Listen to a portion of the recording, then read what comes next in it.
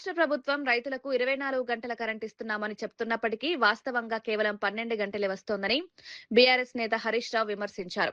జహీరాబాద్ నియోజకవర్గంలోని కోహీర్ మండలం దిగ్వాల్ సబ్స్టేషన్ను ఆకస్మికంగా సందర్శించి పరిస్థితిని పరిశీలించారు. రైతులు పలుమార్లు కరెంటు ట్రిప్ అవుతోందని ఫిర్యాదులు చేస్తున్నారని తెలిపారు. రైతు ప్రభుత్వం మాటల్లో ఉంటున్నప్పటికీ చేతల్లో రైతులకు అన్యాయం జరుగుతుందని విమర్శించారు. రైతులకు నిరంతర విద్యుత్ సరఫరా చేయాలని, కొత్త వ్యవసాయ కలెక్షన్లు రావాలని డిమాండ్ చేశారు. రైతు బంధు వెంటనే విడుదల చేయాలని కూడా ప్రభుత్వాన్ని కోరారు. కరెంటు మాత్రమే వస్తా ఉంది.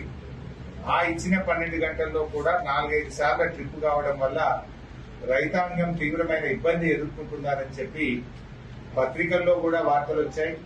రైతులు కూడా మాకు ఫోన్ చేసి మాట్లాడడం జరిగింది. సరే, ఈరోజు మాణిక్రావు గారు, నేను, చింతా ప్రభాకర్ గారు సర్ప్రైజ్ విజిట్ లో దిగ్వాల్ 33/11 kV సబ్ స్టేషన్స్ రావడం జరిగింది. ఇప్పుడే లాగ్ బుక్ చూశాం. 10వ తేదీ కరెంట్ ఎప్పుడు పోయింది అంటే 10వ తేదీ సాయంత్రం 4 గంటలకు 3 ఫేజ్ కరెంట్ తీసేశారు. మళ్ళా 11వ తేదీ ఎప్పుడు వచ్చింది అంటే ఉదయం 3 గంటలకు 3 ఫేజ్ కరెంట్ వచ్చింది. అంటే దాదాపు 11 గంటలు రైతులకు కరెంటు తీసేశారు. ఇది లాగ్ బుక్ రికార్డు, నేను సొంతమే చెప్పట్లేదు, ఈ బుక్ లో ఉన్నదే మాట్లాడుతున్నాను. 10వ తేదీ సాయంత్రం 4 గంటలకు తీసేసి 11వ తేదీ పొద్దున 3 గంటలకు రైతులకు కరెంట్ ఇవ్వడం జరిగింది. 11 గంటల కరెంటు కట్ చేసినారు రైతాంగాన్ని.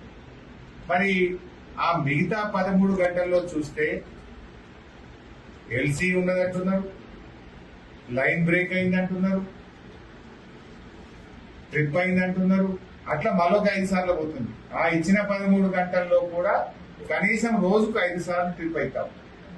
దానివల్ల పారిన మడి పారుతుంది, వెనక మడికి నీళ్లు అందని పరిస్థితి ఉన్నదని రైతులు చాలా బాధపడుతున్నటువంటి పరిస్థితి. రేవంత్ రెడ్డి గారు అసెంబ్లీలోనేమో నేను 24 గంటల కరెంట్ ఇస్తున్నా అంటున్నాను. మరి ఎక్కడున్నది 24 గంటలు? లాగ్ బుక్ లో చూస్తే చెప్తున్నది, లాగ్ బుక్ లో రాసింది 13 గంటలు. మధ్యలో ఉన్న ఎల్సీ కావచ్చు, ట్రిప్ అవుట్ కావచ్చు, లైన్ బ్రేక్ కావచ్చు, అవన్నీ